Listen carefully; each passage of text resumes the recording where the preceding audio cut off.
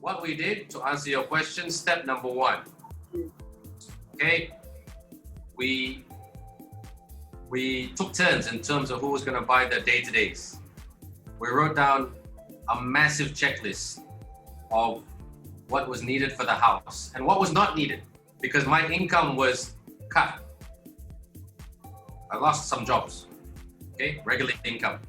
So we had to. I'm very good at getting budgets down because I run my life through a spreadsheet. Our life through a spreadsheet. Yeah. So I said, okay, we don't need this, we don't need this, we don't need that. We don't need petrol because we're not going anywhere. Yeah. Okay, so we just bread, milk, hampers, vegetables, meat that could last us a long time. Okay, and and I was on a bit of a diet at that time, so I said I don't need to eat that much. So yeah, so it's all good. So now, but all jokes aside, that was number one. Who goes to the grocery shop? Okay, you go on certain days, I'll go on certain days. Okay, make sure we stock up and make sure we write things down. Okay. Number one is the planning for stocking up of the house, food for survival. Okay, and then number two, food for survival, structure and systems. People laugh at us when we say that, but okay, realistically, we're not going to get any work done before 4 o'clock because the kids got Zoom school. Okay, we have to be there for Zoom school because the Wi-Fi is not strong. The teacher is not very experienced in teaching them teaching them through Zoom. Yeah. Okay, so we have to be there as IT support and moral support. Okay, so, all right, so after that, you cook lunch, because you're good at cooking. My wife's a great cook. You cook lunch, I'll wash. I'll empty all the bins in the house. I'll wash my son's bum. Okay, when he has to go to the toilet. Okay, I'll shower the kids. You do the ironing. Specialization of labor, clear communication. But how was it done? Did you all like sit down and say, list it down? How did you do this communication? I was raised by an economist and an accountant, so I'm very flexible than I am. My wife. So, but you appreciate the structures when they're there. So we drew up a paper structure, and one thing that you've got to do is emphasize, especially with young children, just repeat yourself with that structure. I like repeating myself because I'm a presenter. My wife does not like repeating herself. So sometimes you will have fights. Okay, so you've got three, one thing, food for survival, right? Home structures, following the orders within the home. And number three, repeating your messages. Tell us about, before we go to the kids, we know that's going to be like a big thing. How did you and your wife, how was the dynamics below the roof that was like a prolonged period of time? How was the dynamics? Was it flare-ups? And how did you, how did you have flare-ups, compromise? How did this curve go? This learning curve? No, it was, look, Vicky, in many ways, COVID was a blessing in disguise for us both, in some ways. In the sense that my wife doesn't have to travel all the way to Subang, which is about an hour from our house, to go to lectures.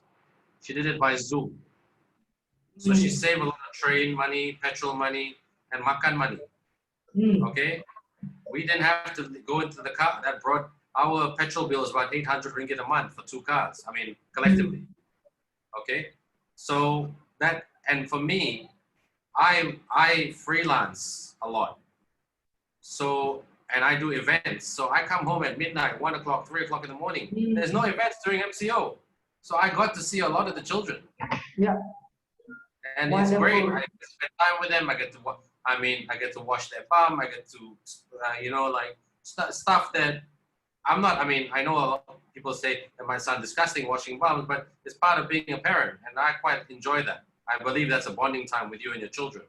Okay. That's just my personal belief. So I got to spend some great time with them because Kyla would always come up to me and say, Dada, I wish there was such thing as a money tree where you just have to plant the money in the seed in the park and it will grow in the garden. You don't have to work so hard. You can be with us.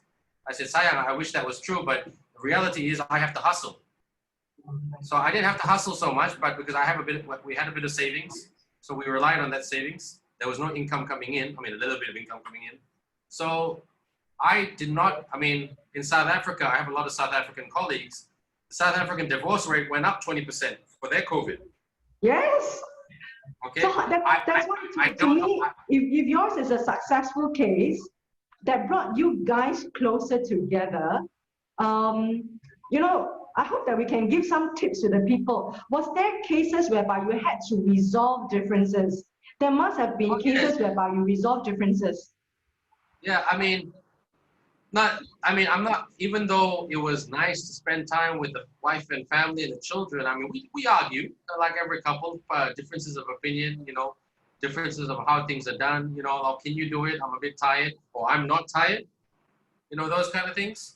So, I mean, yes, there was flare-ups, but I mean, and the frustration of being tired, of being hungry, or doing a lot of work on top of your professional work that you have to do. So once the children went to bed, we started doing our work, you know? So, and we didn't sleep till about 4 in the morning or 3 in the morning. And then we would have to get up at 8 again when the children are up. So, but fortunately, I have to credit my parents who live 5 minutes from here. And, you know, they would always check in on us, you know, regularly, you know, and they were, my in-laws were very supportive. They called a lot. Like they were too scared to come because the movement control by my parents dropped by, legally, of course. And, you know, they checked on us. I said, are you okay? And we helped them. I told my mom and dad are 70. I said, please don't go to the supermarket. Yeah. I'll do it for you when I go. And you drop off the food at her place. Yeah. I said, don't go. Yeah. You know? And my mother, she was, well, okay, because she can't sit still. So, so that was, I mean, we didn't get sick of each other's face. It was nice being with each other. That was the good part. But in terms of, we just flared up sometimes when we were trying to discipline the children. Sometimes we both went over the top. Sometimes we went a bit too soft. And I said, hey, come on, don't be too soft. Or hey, come on, you're being too hard.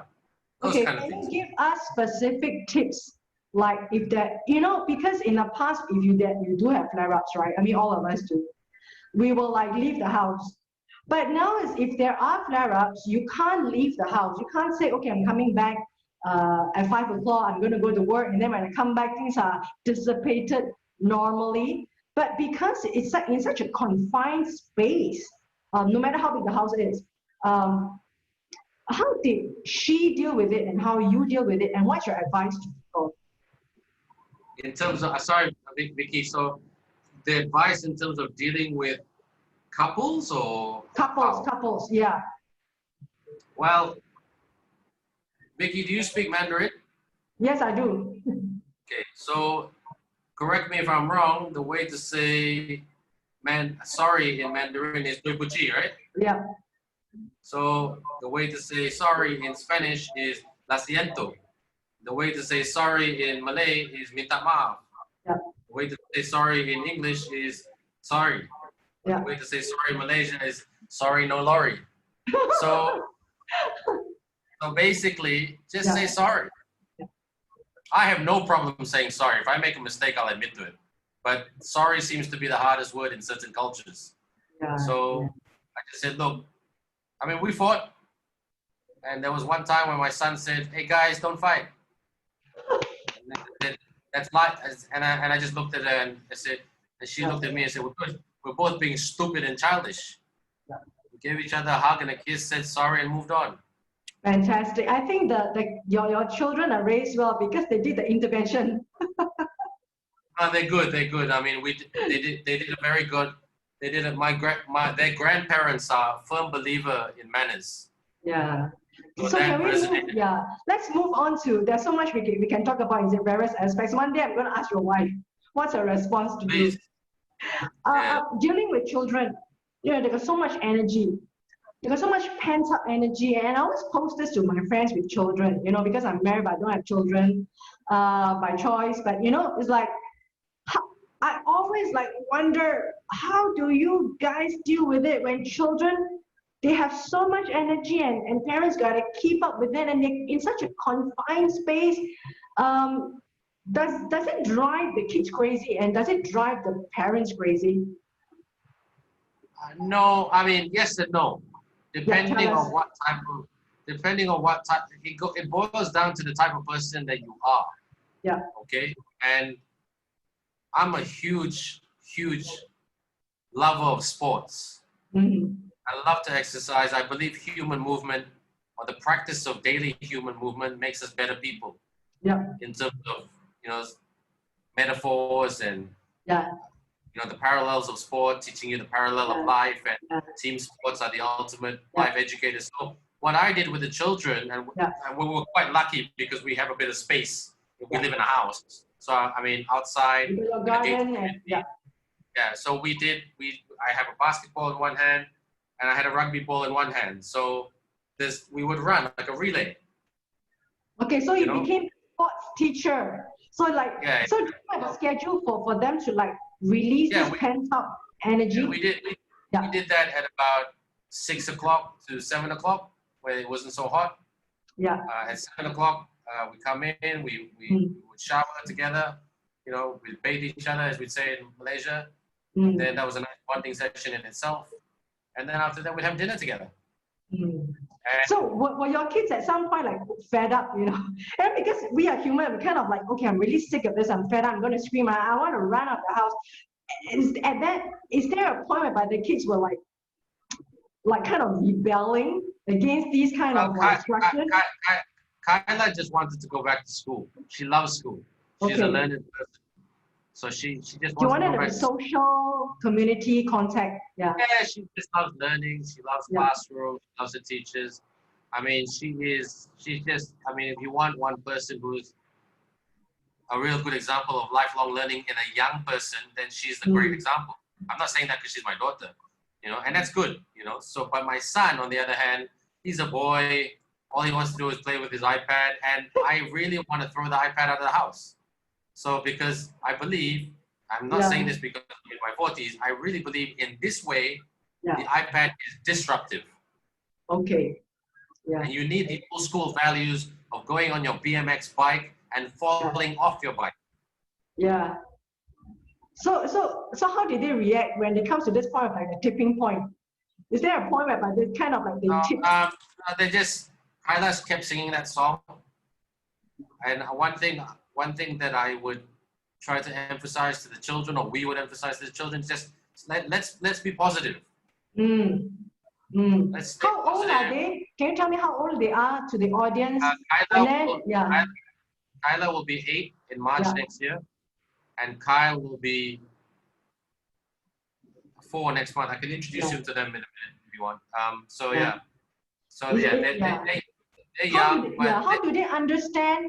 Okay, now my serious question. Communicate with children. Okay, this is what the country is going through. This is what the school and you and the family is going through. How did you communicate? And you being a good communicator, maybe the world should like hear some of your tips. I don't like to call it tips. I like to call it sharing because everybody has their own way. You set them down. No, but I just look. I said they like to ask a lot of questions. Yeah. They got that from me, I think. The journalists in there. So I mean, they asked about the 5 W's and the H of coronavirus, and I explained it. But the one thing that I explained is things happen for a reason. You know, and I told them, you know, I wanted to become a journalist when I was growing up, but my parents were the typical Asian parents that wanted me to do something, to work in a bank or to work in corporate. But life comes full circle, and things happen for a reason. So you don't.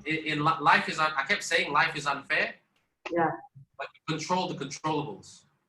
So you explained this COVID that is hitting the world to them. Did they understand at that age? How did they receive and kind of decode what you're trying to say? It's a very deep thing and a big thing to the kids. Yeah, Kyla understood it extremely well. Kyle just said, "Oh, are you wearing a mask? You can't go Wow. outside because of coronavirus. So, I mean, you have to understand. I mean, Vicky, the children these days, which in any part of the world, are extremely intelligent because they have a gadget that's constantly educating them 24/7, unlike us, who learn from newspapers, encyclopedias, and only in the later part of life through the internet, through Uncle Google and Auntie Yahoo, or vice versa. So they don't understand it. Like nobody could explain SARS. Nobody could explain September 11th. Nobody could well, you can explain the U.S. subprimes, but yeah, you can't explain certain things in life. And I kept saying life is unfair, but you control the controllables. Control the control.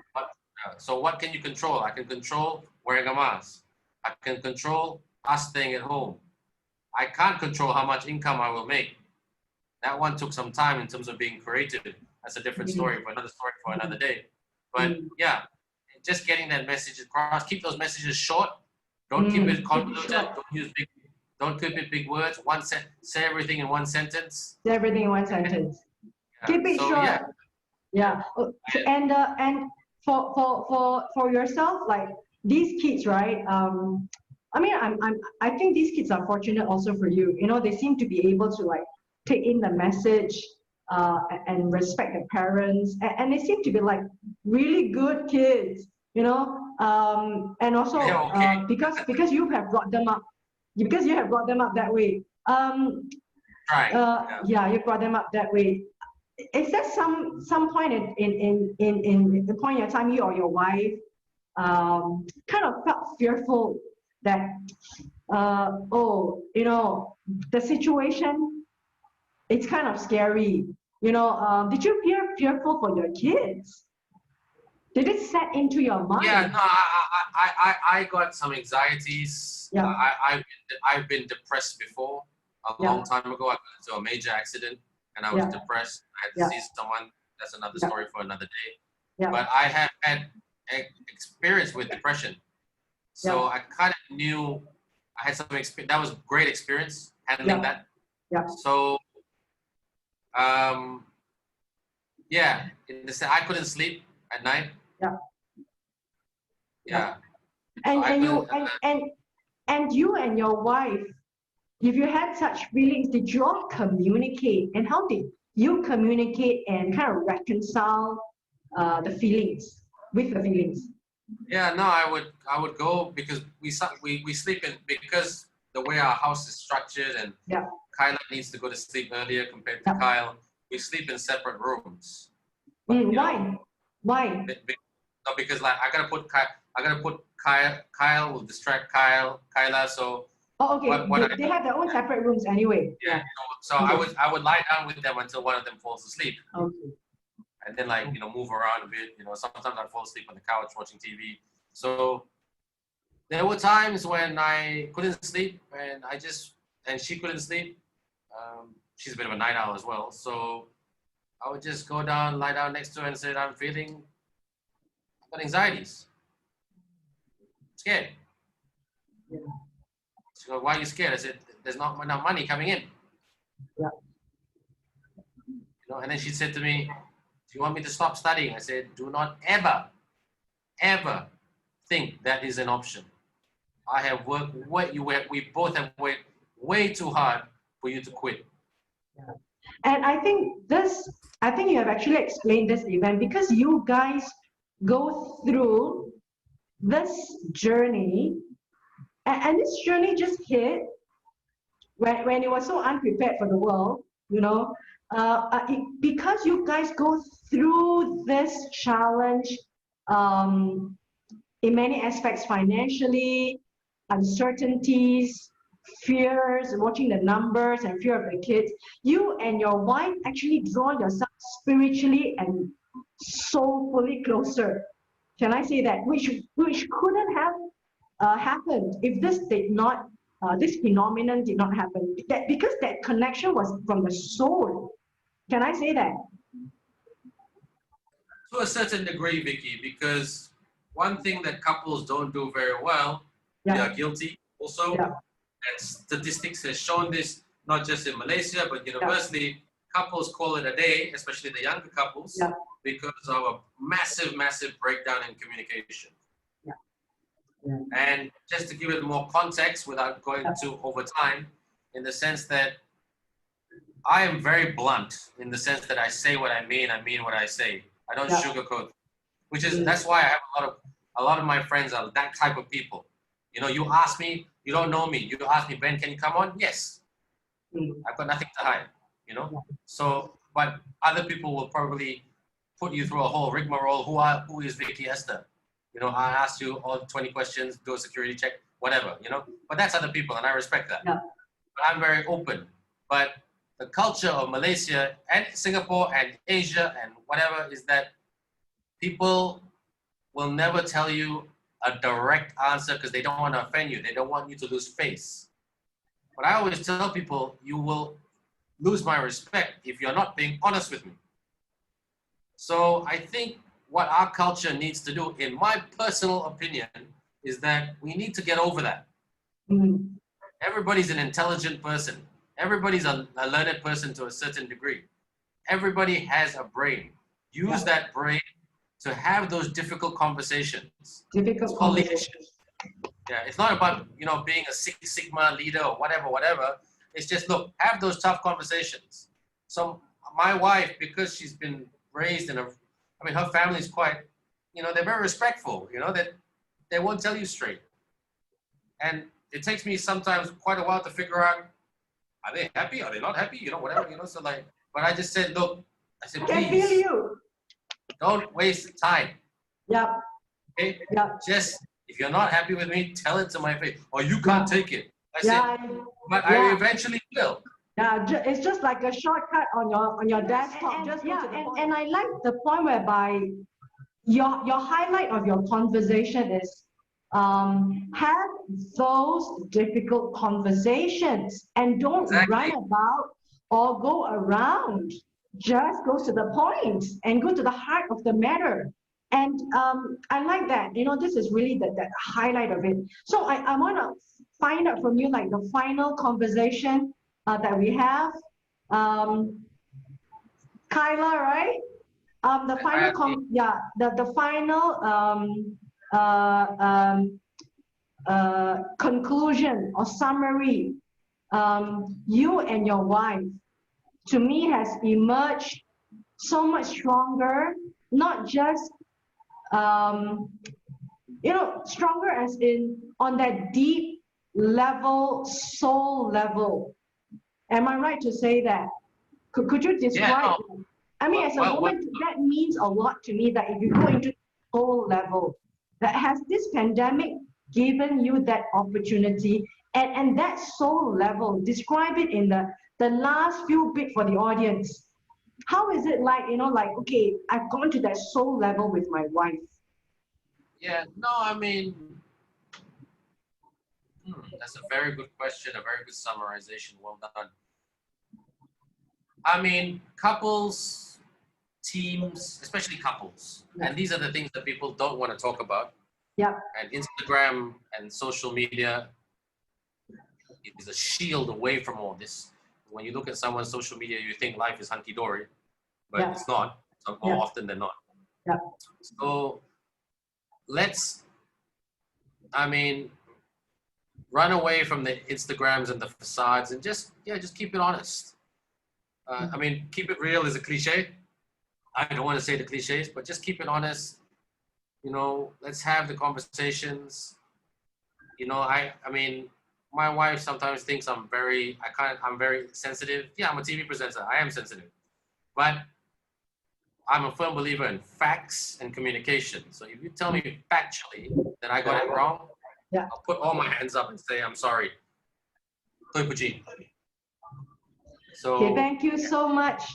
Ben, I really enjoy your honesty. You coming across as so real, such a wonderful conversation. You know, your chemistry, your dynamics made you such a successful TV personality. And I want to wish you all the best. We've got almost 1 hour of conversation. and I'm not going to lose or edit anything out. But I would like to invite you back, you, and also you and your wife, to talk about relationship in a pandemic. Sure. You know, how you guys pull each other closer. You know, people are really going through a lot of difficulties now. And we haven't even had the chance to talk about the economy yet, which is the sad part. No, but we're having such an intense talk. So I'm just going to wish you all the best. My battery is running low. You know what? I'm going to talk to you. I'm going to invite you again at the end of the month. Would that do? That's fine. Look, Vicky, you seem like a really nice person, very open person. I relate well to people like that. Just like in typical Malaysian fashion, give me a call, give me a WhatsApp. Happy to help you. Yeah. Happy to share with our Let's audience. do this for the world. Let's do this and send out some positive energy and do our sharing with the world. Now, I'm going to come back to you very soon. Tonight, I'm going to text you. All right? Okay. We haven't talked about the third point. The third point is people's lives. Yeah, I want to really talk about people's lives. All right, talking to you. Thanks. Bye. All the best. Bye. I want you to introduce your kids another time. Bye. Bye.